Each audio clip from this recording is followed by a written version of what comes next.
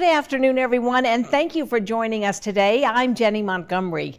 I am so excited to reconnect with a young woman who first felt the call to missionary work when she was just 17 years old.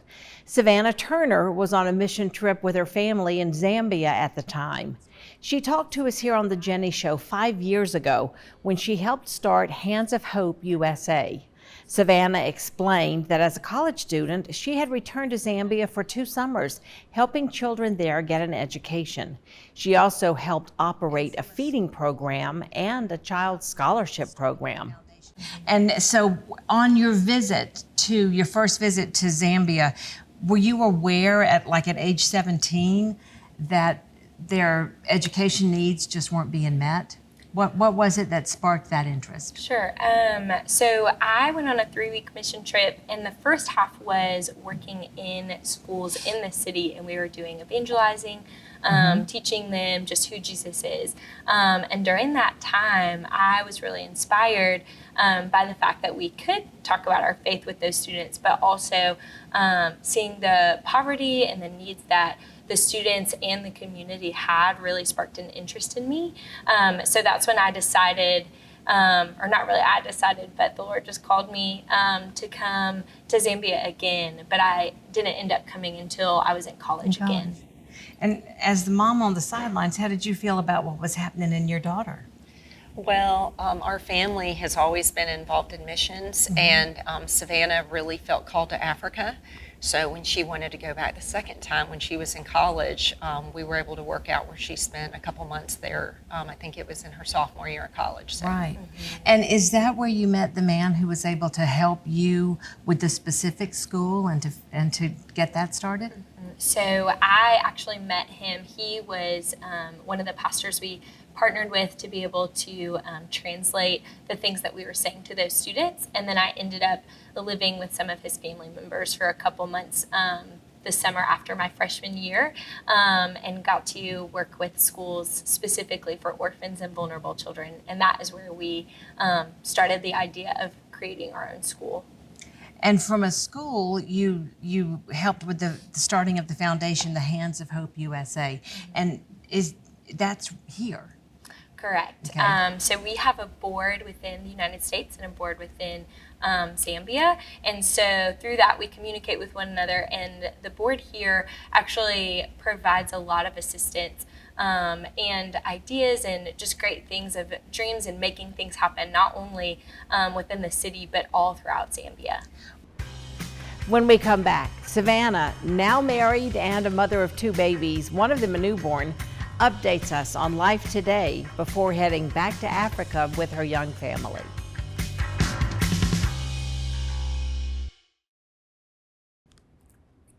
Welcome back, everybody. We are talking today with Savannah Turner Black, who is the founder and school director of Hands of Hope, far, far away in Africa. Savannah was Savannah Turner in the story that you just saw, but she is married now. It is Savannah Black. And yes. Savannah, it is so great to have you here with us again today. Thank you. I'm excited for this opportunity to catch up and to, see what life is like for you now, these years later in Africa. But first of all, that's what I want to start with. I mean, why Zambia? Yeah, that's a great question. So, I had been on a few mission trips before I'd come to Zambia. There are lots of places that experience poverty. Zambia is just experiencing extreme poverty. 1 in every 4 children don't even get to finish 7th grade. Half of the country is without consistent power or even just normal things like clean water. And so when I visited, I saw this extreme poverty, but then I also saw so much hope, so much joy within the people. And so really I just saw a hunger for God's blessing on them. And so it was a really specific calling for me, but I also saw that extreme poverty. So we have girls that are in danger of child marriage. We see things like abuse or just basic needs like not being able to eat 3 meals a day. And so all of that and all the statistics you see kind of created need that then the Lord showed me so clearly, and then we were able to meet that need and are continuing to grow in it. I think it's just amazing that as a teenager you felt a calling about this, you know? Yeah. And I think that just goes to show that age doesn't have anything to do with when you feel that spirit and when you feel led to something, you know? That's so true. I think my story is not special. I always say God loves to use a yes. And so for me, I was just somebody that maybe was naive or willing, I don't know, but God can use people who truly have no idea what they're doing. I had no idea what I was doing as a teenager, Because and I love God that. equips you. Exactly. Yeah. He really equipped me with the right people, the resources. It was a fishes and loaves kind of situation. And I could have never imagined that where we're at now, it could have never entered my brain that that would ever happen. So, And after college, Africa became it for you after college full time. so we, as Hands of Hope, we're still fully operating the school, the sponsorship, everything like that. I taught for 4 years after college in the United States, but I would just go back in the summers. And then in 2022, me and my husband decided to move there full time. So, Wow. yeah. And we're going to talk about your life in Africa in just a minute. But first, tell us a little bit about the children and the families that you serve. Yeah, so a lot of our children are orphaned or vulnerable, meaning that they do not have access to normal things like some of the things I just said. Yeah. But they are really people who are weary, downtrodden. They have insecure housing. They, like I said, are orphaned. So a lot of times they're living with a family, and because they are being hosted, they have a lot of high expectations on them. And because of the financial strain, I mean, Zambia is one of the poorest countries in the world. And so because of that, they are either unwilling or unable to send those kinds of children to school because they can't afford it. And then also just the burden of having to feed another mouth is really hard. Yeah. So with Hands of Hope, we get to be able to meet those needs. We get to give them free education. We get to provide all the resources that they need, including food, uniforms. We check in on them with healthcare, with counseling. We get to preach the gospel to them every day, and then those children actually get to go into the homes of their caretakers and bring that hope with them too. And so we get to do programs for the families, for their siblings, for people that they live with. And so it's been this really, really special thing where we get to truly use our school and the ways that we use ministry to outreach to all of the community.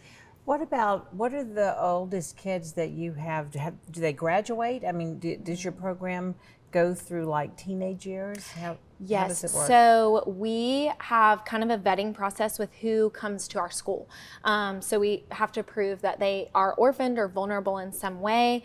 And then there are so many kids that we see that have never been schooled, that may be in their teenage years, but they've only gone up to second or third grade. Wow. And so we kind of meet them where they're at. We try to fit them in the best that we can.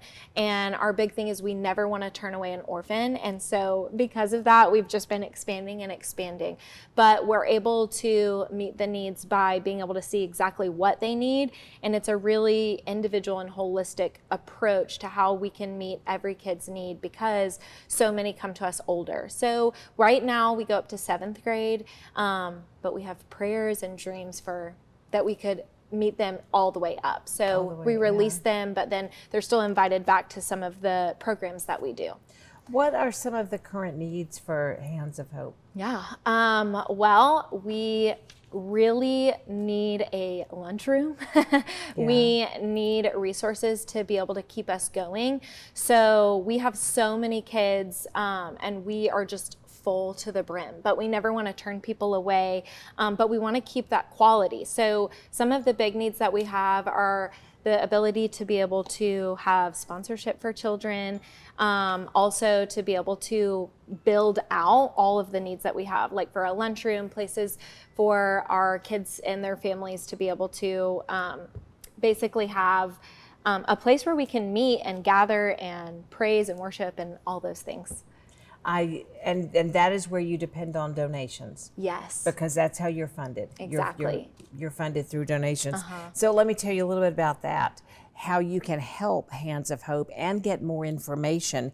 You can go to their website, which is handsofhopeus.com.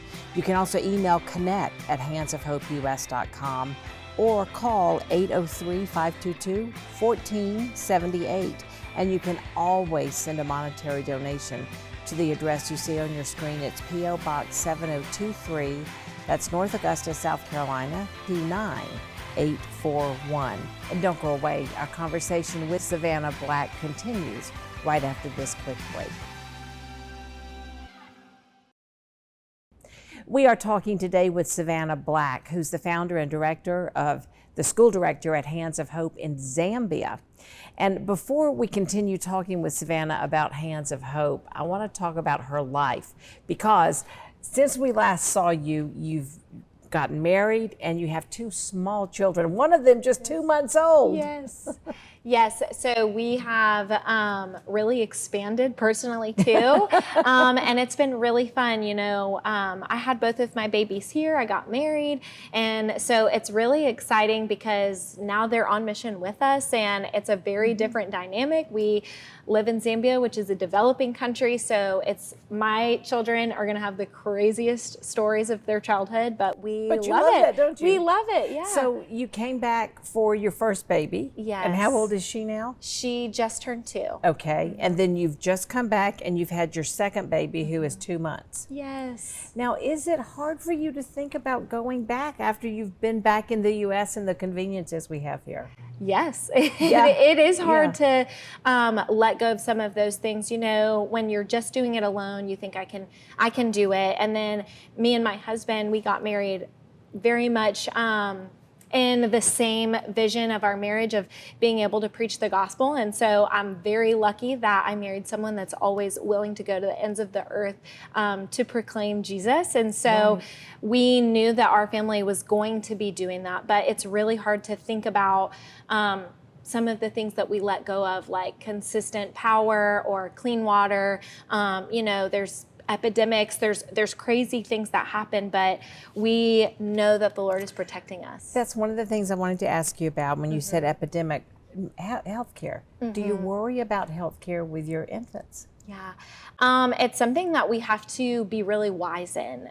So, I came back, and so I really honestly just rely on the Lord to give us His voice or impress upon us what we need to do. But it is very different. The healthcare there is definitely not on the U.S. level. So we really just have to trust God that He's going to make us okay, and also give us the wisdom to know, okay, now or today is not the time to go into the compound, maybe tomorrow, or different things like that in terms of just general safety and the health of us and our babies. And your babies. Is it hard for your parents, for your mom, to put you on that plane to go back? Yeah, well, I think it's harder now that we have children and those are their grandbabies. And I know me and Luke's parents, they can mourn in a way that we are not there all the time. But then when we do come back to do things like fundraising and speaking with churches, we get to have quality time with them. And then we also just pray that God would fill in the gaps, that our girls would know their grandparents and all of that. But then also that, that closeness stays there, and luckily there's FaceTime. So we do get to FaceTime. Certainly. And, we pray that God just brings the resources that they get to visit us and, stuff like that. So that's what we hope and pray for. I mean, you really, you are very faithful. Thank you. You are very faithful. I loved the story that you were telling me about how, the way that you mother in Africa is a little different than you would here. Yeah. You feed on demand, you nurse your baby, because if you were to try to pump and whatnot, you don't know that you're going to have the electricity to be able to put that pumped milk in a Yeah, refrigerator. exactly. So you nurse and you strap the baby to you, and you said you just carrying babies. Exactly. And the great thing is Zambians are so communal, and their culture's so beautiful that they're taking my babies, putting them on their back. They're doing everything with me. So it's a village, right? Yeah, it That is village. You've got absolutely your a village. village. Yes. So it's important for you to know that people who are watching, you want them to know about the mission and the vision for Hands of Hope. Yeah. And that they can support you all by praying and by giving and getting their churches involved. Yeah.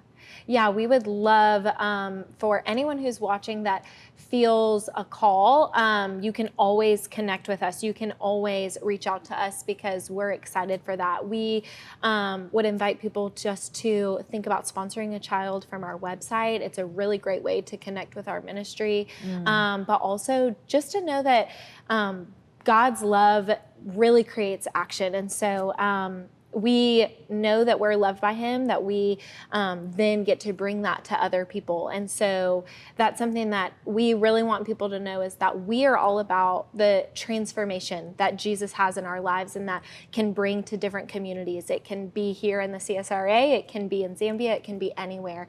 But God's love just propels us towards that transformation. You told me a minute ago that one of the things that you hope in the future is that Hands of Hope can expand for older kids. Yeah. What is your vision for Hands of Hope? So we would love to just follow God's voice into wherever he has us. We know that we have some stations around where we could build wells and plant more churches. We've already planted some churches and put in some wells in different villages in the bush. We'd love to do more of that. We'd love to do more schools or expand our school. So the Lord is just teaching us so much right now. And that's what's cool about people always getting involved and praying for us, is that we truly feel those prayers.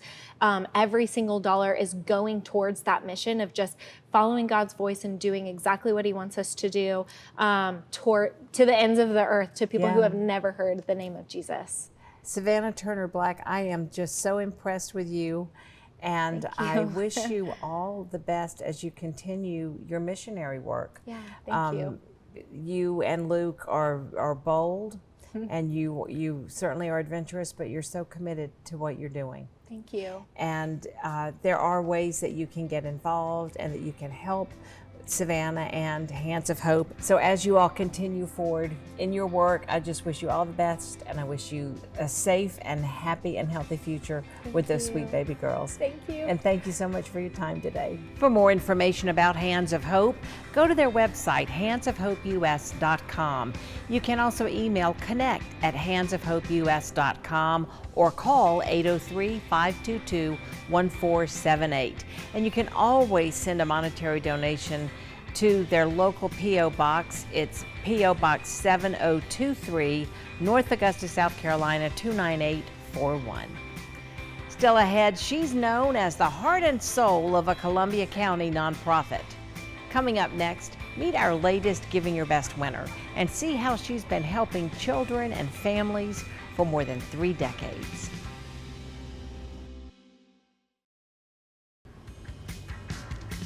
From the beginning, the Columbia County Foundation for Children has had a hands-on, dedicated leader who sees to it that children and families get the support they need. Donna Lee never hesitates to step up. Her commitment to service is unwavering, and her passion is unmatched, as we discovered when we surprised her with the Giving Your Best Award. Are you tagging kids' clothes today? Yeah, this is the boys' shorts. Donna Lee has been described as the heart and soul of the Columbia County Foundation for Children. Just helping people's always been what I've wanted to do. So I've taught my kids to do that, and my grandkids actually volunteer. I got, they're 7 years old. They come out here, they volunteer. Even working full-time, she's dedicated herself to ensuring that children in need never go without. Yes, and when people's donating, like Amazon, AGS One's been donating to us a lot, and they call, we're there, because you don't want to turn nothing down. Right. Thank you. Nominator Susan Pitcher says Donna embodies the true meaning of giving. Donna has been, since the ground floor of the foundation, she's been here for 31 years. She has been a stalwart. She is always there when you need her. She's always there when anybody needs her. So it really inspires everyone else to be there for people too, because she is just all about other people, never about herself.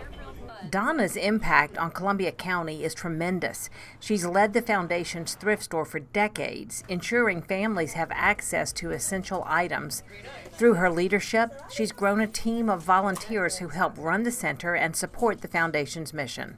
I don't know, it just feels good to give back, to know that I'm blessed now and I can bless other people, and reaching out and just getting to know and running this thrift store is like running a little country store that you used to, go in and write down what you owe and go in and pay once a week, because most of our customers I know by name, know what car they drive. It's just, and they come in, how you doing? If I don't see them for a couple of weeks, it's like, oh, why haven't you called? What's going on? Thought you were sick. So I love giving back. Donna has made a significant difference in the lives of many Columbia County families through her decades of work at the Columbia County Foundation for Children.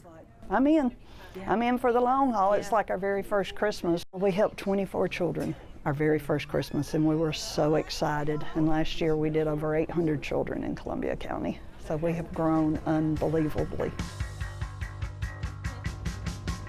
Do you know someone who deserves the Giving Your Best award?